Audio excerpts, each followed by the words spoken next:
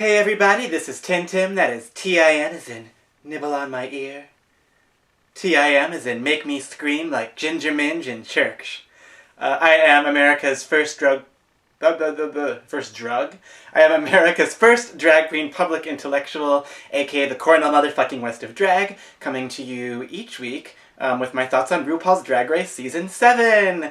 It's finally here. I think we were all beginning to think that we would be worm-eaten and in the grave and corpses. Hopefully beautiful corpses by the time this season finally debuted. So I am first going to give my sort of overall thoughts, some overall thoughts on the episode and the main challenge. And then I want to talk about something that this episode brought up for me, which is that there are a couple of contestants, very prominent contestants, who I feel like I have a very strong love-hate relationship with. So I want to talk about the love-hate bit and who those people are. And then finally, over the weekend, I asked all of my subscribers and regular viewers to leave for me your questions about the episode and things you want to know my thoughts on.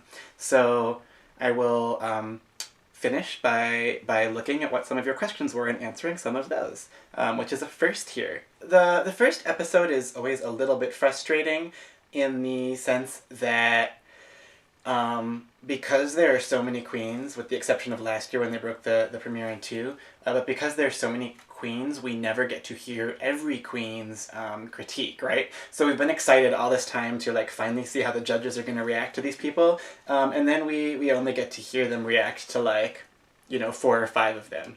And I think that that's particularly frustrating when you have things happen like what happened this week, where you have some like really dynamic, really potentially controversial runway looks that such as Trixie's, where she made her nudity illusion resemble like a doll, or Max's with the crutches, things that are really provocative that you would like to hear discussed and find out how the judges would have reacted, and then you don't get to because there isn't time. I think that effect was particularly like pronounced in this episode just because they expanded the mini challenge and made it like this full giant fashion runway extravaganza with 2 entire looks per queen, so you're like tripling the number of looks that we have to get through in the episode as a whole, right? That's a lot. The other thing about the first challenge is that I often feel like they kind of use it as an opportunity to maybe let's say that I sometimes feel like we feel the producer's hand maybe even more strongly in who gets eliminated and who doesn't get critiqued in that first episode, because you have such a large pool to pull from. It's easier to kind of like be a little bit arbitrary about who's safe. There might be people who wouldn't fly under the radar so easily with a kind of mediocre look in another episode that you can kind of get away with keeping around because you want to keep them later for one reason or another, versus, others. It's always a little bit like, okay, well, I can see why maybe hers wasn't the greatest, but like, why her and not this other person who I think maybe deserved to get critiqued more or whatever, right? When you have like, 14 people or whatever, I think that it's easier to use the results to maybe further whatever casting agenda you have. I wouldn't necessarily say that they only brought Tempest on to get rid of Tempest in the first episode, because, I don't like to be too much of a 9/11 truther, the men never went to the moon, conspiracy theorist type. But that said, the show does not have a great track record with honoring older regional queens or honoring sort of old school camp queens, of which Tempest is both. I did not love Tempest's runway looks, but I did not think they were the worst of the episode by far. Like, there was at least a concept or an idea with the things that she brought to the mini challenge. Whereas there were some other folks that I thought were it was just kind of like, eh. I really like Jaden Dior Fierce's personality, but I don't know, I have a pet peeve about bringing performance leotards to like a fashion runway challenge. And that combined with the fact that Jaden was one of the only ones who, during the Nude Illusion runway, didn't do any kind of shading or anything else to make her bodysuit sort of more contoured or interesting. It just kind of looked like a giant puffy body sock. And it didn't help that they very shadily gave all of the black girls like white-skinned Nude Illusion suits. But yeah, big Oompa Loompa brown Stay Puft Marshmallow Girl. So I would have put Jaden in the bottom, just as one example, rather than Tempest. But what are you going to do? They probably have their own opinions as well as their own agenda. So in general, I thought the Nude Illusion runway was one of these things that makes sense and maybe sounds good on paper. We're all born naked. Let's explore that, the kind of whole sort of dichotomy between like the body and like the drag we put over it by having like a drag body and like, and it plays up Rue's quote and Rue's song, like all of that makes sense, but it ends up being in practice really anticlimactic just because I think, the tearaway looks and fabric where we're all just kind of like, you wear like a cape or a sarong, you pull it away, and then underneath they all kind of look the same. And after having so many strong fashion statements in the mini challenge, then it just kind of like, then you get to the end and you're like, wah-wah, right? I am really glad that Violet Chachki won it, both because I thought all of her looks were the most unique and creative and eye-catching of the episode. And I love, like, conceptually, I just love the idea of bringing, like, a naked boy body combined with a very high femme drag face onto the runway for that challenge, because, for years, one of the things I've always thought whenever I hear Ru say we are all born naked and the rest is drag is, even in a way, when we're born naked, even that's kind of drag, right? Because parents and doctors, medical professionals, whoever else project all of this gendered stuff onto naked babies, right? So I think that, this whole process of gendering people and gendered performance, projecting gender expectations onto people, figuring out how we're going to perform our own gender and gender identity, like that, it starts like almost instantaneously. And even, maybe you could even make an argument that it starts in the womb, right? And the other part of that is we feel like, maybe our naked body is the truest self, or the naked body is like the most exposed. And I think that obviously there's a truth to like how vulnerable you feel when you take your clothes off in front of another person, but by no means are our naked selves free from performing our identities, right? Like, even when we're naked, how we use our bodies, how other people interpret that, what ideas they put on top of all that, is still having such an impact, right? So, I don't know, I always think it's interesting to think about how, does the naked body really expose anything, or is it just its own performance? And I think then to use the naked body through drag then, and to do what Violet did, where you confuse people, like where they can't reconcile this with this, that's obviously a very specific performance and like a very cool one, I think, and a good risk, like they said. So I'm glad that she won. Moving on, I feel like this season for me is going to be about some really intense love-hate relationships with some people. For instance, Miss Fame. Gorgeous, flawless looking, obviously one of the most talented makeup artists that they've had on the show, and just the level of detail that she brings to her execution of makeup. We live in a capitalist society, right? So, in a very inescapable way. So I think anytime that you want to share your drag or share your art with other people, whether you like it or not, there is some branding that goes along with that, and some having to sell yourself, and think about your market, and think about what you're doing as a marketing exercise. But to me, to actually create and to actually make art from that mindset is just so depressing and so gross. And so every time Fame talks about herself as a brand and like really branding herself, it just kind of makes me like, ugh. You know, because that whole branding perspective, it's very about like reducing yourself to like, you know, the 3 words that describe TinTim, or, you know, the how do I package myself and think about making myself palatable so that I can sell myself and sell products. And, you know, maybe her highest drag aspiration isn't necessarily to be, you know, a big artist that challenges people and makes them think, or does really radical creative things. And that's not everyone's drag, nor should it necessarily be. And maybe her highest aspiration as a drag queen is to be able, for instance, to sell really high-end products and be a spokesperson and a face for them. And I guess that's fine, and like to each their own, but it just kind of like leaves me with an icky feeling, and I would have trouble, I think, with that being what America's Next Drag Superstar is. But, you know, she walks out on the runway and you're like, oh, whoa, amazeballs. So the other one obviously is Violet Chachki. I've already talked about how impressed I was by what Violet Chachki brought to the challenges. So far, like, everything I've seen her do is not only flawless, but also just like stunningly creative and like pushing the boundaries, at least aesthetically. The challenge is that her personality is very unpleasant offstage. We get the impression that she's kind of a pill. One of these very young, kind of immature, arrogant, you know, types, and we're used to those young, arrogant ones, even if they have a lot of drag talent, not quite having the goods to back up the level of their talk.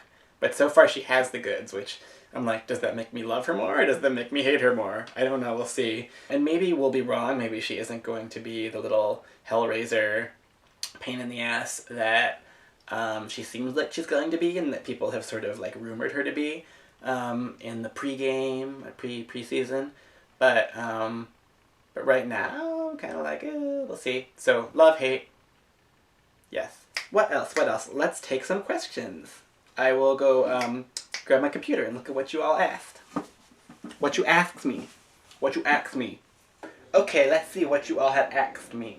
One question was about the ageism conflict and the conflict between Kandy Ho and Tempest regarding their age. So Grumblebuzz asked, how do you feel about the way Kandy Ho treated Tempest du jour regarding her age? Do you feel some shady editing was at play to make Kandy seem cuntier than she maybe really is? Or was she really being that dismissive and ageist? Also, how do you feel that maybe Tempest came off as being a little too wounded and defensive in response? I'm going to answer the last question first. I didn't think that Tempest was that wounded and defensive. I thought she was more like, just sort of befuddled. Like, the first thing you did when I came in was ask me my age. Like what the fuck? Like, who does that, right? As to whether or not it was played up to make Kandy Ho look worse, I'm not sure. I mean, I don't think that she was super respectful. I think it was more just sort of like not thinking and being kind of like tone deaf. And I feel like, I mean, she did frame it in terms of age, which is super fucked up, but I felt like, and like she hasn't done a lot to make me like her yet, so we'll see.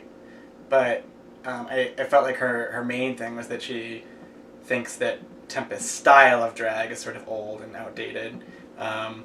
Which, you know, free to be you and me. Like, if you don't like it, you don't like it. But yeah, respect your elders, children. Lisa Lynn asked, what do you think of the personas that each performer has built up before appearing on Drag Race versus who we actually see during the season?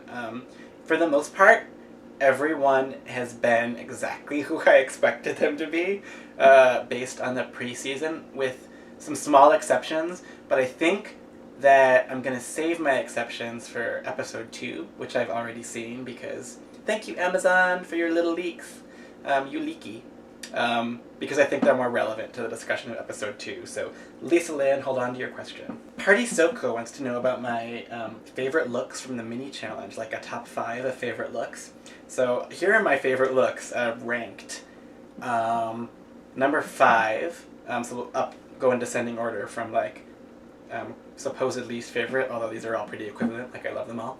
But from like least favorite to number 1 being the most favorite, right? So number 5 for me was Pearl's fall look with the headphones. I thought was like really kind of badass and like really attention grabbing, and I just thought like really great styling, the way she worked the hair into the headphones, and all black can be dull, but this was like the opposite of dull, right?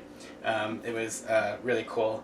4 for me would be Max's spring look, the very sort of effy trinkety one with the hat, and just kind of like I loved that. Number 3 would be Max's fall look, that like sort of sick, very like runway, like true fashion runway looking cape thing with the very straight hair.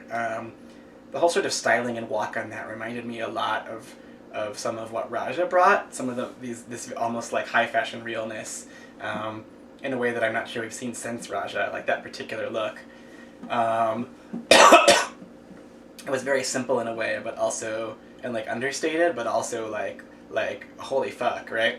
And then my top 2 were both of violets, and of those 2 I would put the plaid as number 1, just because of how amazing the reveal was, and fucking spectacular.